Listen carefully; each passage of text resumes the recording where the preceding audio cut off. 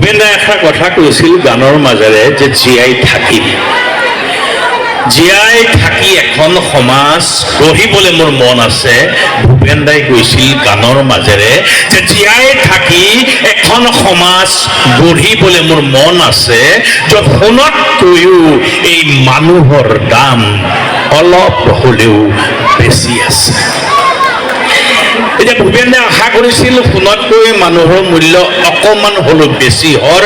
তাৰ জ্বলন্ত প্ৰমাণ আজি এই শিৱসাগৰৰ পবিত্ৰ মঞ্চখন, য'ত নাটক কৰি ভাত খোৱা, য'ত নাটক কৰি বৃদ্ধ মা দেউতাৰ ঔষধৰ যোগান ধৰা, য'ত নাটক কৰি ল'ৰা ছোৱালীৰ টিউশ্যনৰ ফিজ যোগান ধৰা, য'ত নাটক কৰি ল'ৰা ছোৱালীৰ ইউনিফৰ্ম যোগান ধৰা, য'ত নিজৰ পেটৰ ভাত মুকলি কৰা, এই এটা সৰু মানুহক, মৃদুল বোলা সৰু মানুহক ইয়ালৈ মাতি আনি অসমীয়া যুৱ মঞ্চ, অসমীয়া মহিলা মঞ্চ যি আজি মৰম দেখুৱালে, মৰম দিলে, তাৰ কাৰণে মই চিৰকৃতজ্ঞ হ'লোঁ।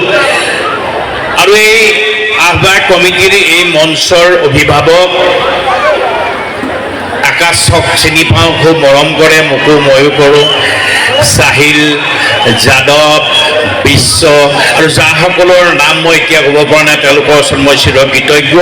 এই কাৰণেই যে হাজাৰ বিজাৰ শিল্পী ঘূৰি ফুৰিছে অসমৰ চুকে কোণে নিজৰ কামৰ মাজেৰে, নিজৰ শিল্পকলাৰ মাজেৰে, তাৰ মাজতো মোক বিচাৰি উলিয়াইছে লখিমপুৰত।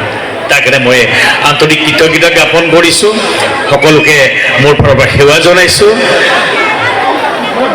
আৰু মোতকৈ মোৰ বিষয়ে বেছিকৈ জনা এজন মানুহ লগ পালোঁ, এজন যুৱক লগ পালোঁ, যাৰ নাম নৱনীত।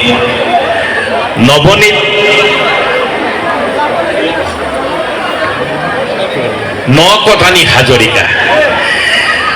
মোৰ জন্মৰ পৰা এতিয়ালৈকে যিমানখিনি কথা মোৰ মা দেউতাই জানে, যিমানখিনি কথা মই মা দেউতাৰ পৰা শুনিছোঁ, সিমানখিনি কথাই আজি মই তেওঁৰ পৰা শুনিছোঁ। মোৰ বিষয়ে ইমানখিনি খবৰ লোৱাৰ কাৰণে তোমাক মই কৃতজ্ঞতা জ্ঞাপন কৰিছোঁ। আমি নাটক কৰি ভাত খোৱা মানুহ, এই সময় কথা কোৱাৰো সময় নহয়, কথা শুনাৰো সময় নহয়। ইয়াত বিহুৰ সময়, সংগীতৰ সময়, ঢোলৰ বাজানা শুনাৰ সময়, পেপাৰ মাত শুনাৰ সময়, নাচনীৰ লাহি কঁকাল ভঙাৰ সময়। তাৰ মাজতো মাতি আনিছে এজন নাটক কৰা মানুহক, যিজন মানুহৰ চিনাকি কেৱল নাটক, নাটক, নাটক, বিশুদ্ধ নাটক। যিহেতু মই নাটকৰ মানুহ, নাটকৰ মাজেৰে আপোনালোকক মই সমাজৰ কথা ক'বলৈ চেষ্টা কৰোঁ, কৰি যাম। আজি মোক যি মৰম দিলে, এই মৰমৰ যোগ্য মই কিমান দূৰ হয় নহয় মই নাজানো, কিন্তু মৰমৰ যোগ্য বুলি ভবাৰ কাৰণে মই পুনৰবাৰ সকলোকে সেৱা জনাইছোঁ। ৰাতিপুৱাৰ পৰা এতিয়ালৈকে মোৰ লগত এই কৰ্মব্যস্ততাৰ মাজতো প্ৰতিজন যুৱক, অসমীয়া যুৱ মঞ্চৰ প্ৰতিজন যুৱক মোৰ লগত আছে, মনে প্ৰাণে আছে, তেওঁলোকক মই কৃতজ্ঞতা জ্ঞাপন কৰিছোঁ। আৰু মই এটা কথা ক'ব বিচাৰিছোঁ, হয় আপোনালোকে মনে মনে ভাবি আছে সঁচাকৈ মই হাজিৰা কৰিছিলোঁ নেকি, সঁচাকৈ মোৰ পিন্ধিবলৈ চোলা পেণ্ট নাছিল নেকি, সঁচাকৈয়ে মোৰ এই হাত দুখনে কেতিয়াবা লোকৰ ঘৰৰ বেৰ লিপিছিলোঁ নেকি, সঁচাকৈ এই মৃদুলৰ হাতখনে কোনোবা নতুনকৈ বনোৱা ঘৰত গুৱাহাটীৰ পানী দিবলৈ ঠিকা লৈছিলোঁ নেকি। হয়, এখেতে কোৱা প্ৰতিটো কথাই হয়, আৰু বহুত নোকোৱা কথাও হয়, যিখিনি কথা মই আজি ক'বলৈ সময় নহয়। এটা কথাই কওঁ, মোৰ মা দেউতাই জন্ম দিয়াৰ পিছত এটা কথাই কৈছিল, একো দিব পৰা নাই। সঁচাকৈ আমি একোৱেই পোৱা নাছিলোঁ, কিন্তু সততা কি বুজি পাইছিলোঁ, মৰম কি বুজি পাইছিলোঁ। সেইকাৰণে চাগে আজি মানুহৰ মাজত মৰম ল'বলৈ, মৰম বিলাবলৈ সক্ষম হৈছোঁ। নাটকৰ মাজত আপোনালোকক পাওঁ, ইয়াত বহি থকা প্ৰতিজনেই আজি হয়তো সংগীতৰ শ্ৰোতা, দৰ্শক, কিন্তু এই সকলো মোৰ কাৰণে সন্ধিয়া হৈ পৰে। মোৰ ভগৱান নাটকৰ ভগৱান আমাৰ সন্মুখত বহি থকা সকলোতকৈ মূল্যৱান সম্পদ। বহুত বিশেষ কথা নকওঁ, উগুল থুগুল মন হৈ আছে সংগীতৰ সন্ধিয়াৰ বাবে। সকলোকে মোৰ ফালৰ পৰা আন্তৰিক শুভেচ্ছা জনাইছোঁ। যিহেতু মই নাটকৰ মানুহ, এষাৰ নাটকৰ সংলাপ নক'লে ময়ো অসম্পূৰ্ণ হৈ ৰ'ম। এষাৰ নাটকৰ সংলাপ ক'ম। তই মোৰ একোৱেই নহয়। আমি নাটক কৰা মানুহবিলাকে ভাবোঁ যে আমি নাটক কৰি গুচি যোৱাৰ লগে লগে আমাক মানুহে পাহৰি যায় নেকি, আমাৰ সংলাপবিলাক পাহৰি যায় নেকি। কিন্তু মিছা বুলি প্ৰমাণ পালোঁ যেতিয়া লকডাউন হৈছিল। 3টা বছৰ আমাৰ নাটক হোৱা নাছিল। সেই সময়ত অসমৰ প্ৰায় 5,000 ল'ৰা ছোৱালীয়ে মোৰ এটা সংলাপ টিকটক কৰিছিল, শব্দৰ মাজেৰে মৃদুলক জীয়াই ৰাখিছিল। তেওঁলোকক মই শিৱসাগৰী পবিত্ৰ মঞ্চৰ পৰা আন্তৰিক কৃতজ্ঞতা জ্ঞাপন কৰিছোঁ আৰু এই সংলাপটি ক'ব বিচাৰিছোঁ। সংলাপৰ পটভূমিটো নক'লে সংলাপৰ মাধুৰ্যতা বিচাৰি নাপাব। সেইখন নাটকত মই এজনী ছোৱালী ভাল পাইছিলোঁ, ক'ব পৰা নাছিলোঁ। ছোৱালীজনী বিয়া হৈ গ'ল। বিয়া হৈ কিবা কাৰণে ঘৰলৈ উভতি আহিল। তাৰপিছত মই সমানেই মৰম কৰিছিলোঁ, সমানেই চেনেহ কৰিছিলোঁ, সমানেই পৰিচৰ্যা কৰিছিলোঁ। কৰিছিল এদিন, আৰু মইতো বিয়া হৈ গুচি গ'লোঁ, তই মোক কিয় মৰম কৰ, কি হয় মই তোৰ? তেতিয়া মই কৈছিলোঁ, মোৰ চৰিত্ৰটোৱে কৈছিল, একো নহয়, তই মোৰ একোৱেই নহয়, একো নহয় বাবে তোক মৰম কৰিছোঁ, তোক চেনেহ কৰিছিলোঁ, কাৰণ তই মোৰ একোৱেই নহয়। আৰে চালা,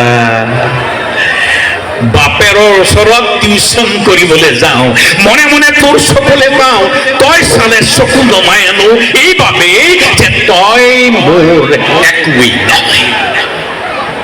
বিয়া বিয়া হৈ গুচি গলি, উমৰ কাষত বহিলি, সেন্দুৰ ললি, উৰণি ললি, দপদপকৈ হোমৰ জুই জ্বলি উঠিল।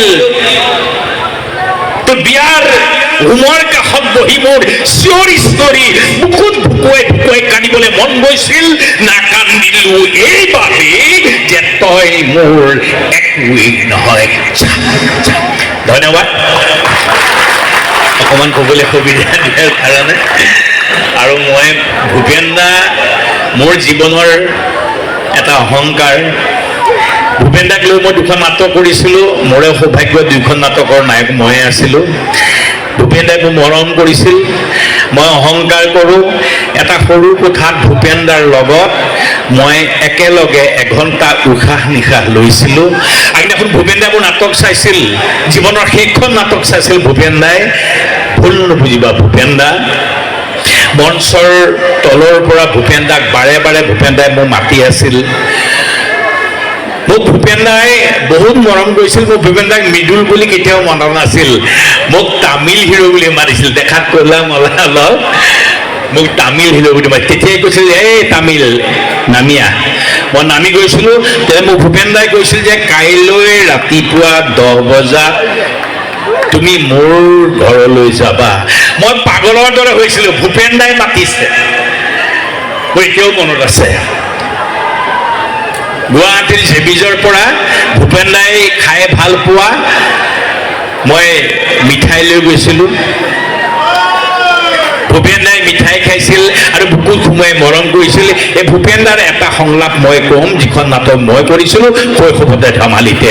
সেই সংলাপটো কিন্তু প্ৰতিজন মানুহৰ, অসমীয়াৰ প্ৰতিজন মানুহৰ অতি প্ৰয়োজনীয় সংলাপ, সকলোৱে শুনা সংলাপ, সকলোৱে সেই সংলাপটোক মূল্য দিয়া উচিত। যে জীয়াই থাকি এখন সমাজ গঢ়িবলৈ মোৰ মন আছে। জীয়াই থাকি এখন সমাজ গঢ়িবলৈ মোৰ মন আছে। সোণতকৈও এই মানুহৰ দাম, সোণতকৈও এই মানুহৰ দাম অলপ হ'লেও বেছি আছে। বিশেষ কথা নকওঁ, সকলোৱে মৰম দিলে। এতিয়া মৰমৰ সময়, ইয়াৰ আকাশে বতাহে মৰম উৰি আছে।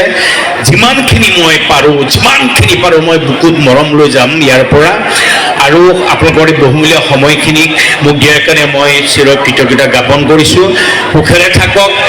আপোনালোকে এটা আশীৰ্বাদ কৰক। মই থিয়েটাৰৰ মানুহ, মই পণ কৰিছোঁ এখন থিয়েটাৰ, প্ৰত্যেকেই জানে বিশুদ্ধ নাটক কৰাৰ মই পণ কৰিছোঁ, 33টা বছৰ কৰি আছোঁ আৰু কৰি যাম। নাটকৰ মাধুৰ্য অন্তত মই থিয়েটাৰত হেৰাবলৈ নিদিওঁ। নাটকৰ আজি যি বদনাম হৈছে, ভ্ৰাম্যমানৰ আজি বদনাম হৈছে, চাৰ্কাছ বুলি কয়, আমাক চিত্ৰহাৰ বুলি কয়, তাৰ পৰা বহু যোজন দূৰত মই ভ্ৰাম্যমানক থিয় কৰাৰ মই চেষ্টা কৰি আছোঁ। আশীৰ্বাদ কৰিব। মোৰ লগত হাজাৰজন এদিন হ'লে ওলাই আহিব। নাটকৰ এই সুন্দৰ মৰ্যাদা ৰক্ষা কৰাৰ বাবে, বিশুদ্ধ নাটক ৰক্ষা কৰাৰ বাবে পুনৰবাৰ সকলোকে সেৱা জনাইছোঁ। আহ্বায়ক কমিটিক সেৱা জনাইছোঁ, বহুত মৰম দিলে। সকলোকে বিহুৰ শুভেচ্ছা জনাইছোঁ। সুখেৰে থাকক, সমৃদ্ধিৰে থাকক, সকলোৱে হাঁহি থাকক তাৰে কামনা কৰিছোঁ। আপোনালোকৰ লগতে আমিও যাতে হাঁহি থাকোঁ আৰু ইয়াত উপস্থিত থকা প্ৰতিজনৰ কাষৰজনৰ কাৰণে এটা বহুত দীঘলীয়া হাত চাপৰ দিয়ক, যিটো হাত চাপৰিয়ে শিৱসাগৰ পাৰ হৈ ভাৰতবৰ্ষৰ প্ৰতিটো কোণলৈ বতাহ তুলি যায় তাৰে কামনা কৰিছোঁ। ইমান দৰ্শক, ইমান মানুহ থিয়েটাৰৰ পিছত মই খুব কম পাওঁ। বিহুৰে বতৰ চলি আছে, যিহেতু বিহু। এই সময়ত মোৰ মা ঢুকাইছে। মাৰ আত্মাৰ কাৰণে মই আপোনালোকৰ ওচৰত প্ৰাৰ্থনা কৰিছোঁ, আশীৰ্বাদ কৰিব মায়ে যাতে স্বৰ্গত থাকে। আৰু এই সুন্দৰ সময়কণ মই হেৰুৱাব খোজা নাই। আপোনালোকে মোক এটা আশীৰ্বাদ কৰিব, যাতে যদিও মোৰ মা নাই, ইয়াত মোৰ মা সদৃশ বহুত মানুহ আছে, সকলোৱে মোক আশীৰ্বাদ কৰিব যাতে সুন্দৰকৈ জীয়াই থাকিব পাৰোঁ, সমাজৰ কাৰণে কিছুমান ভাল ভাল নাটক কৰি কাম কৰি জীয়াই থাকিব পাৰোঁ। মই সেৱা জনাইছোঁ, মোক আশীৰ্বাদ কৰিব। ধন্যবাদ।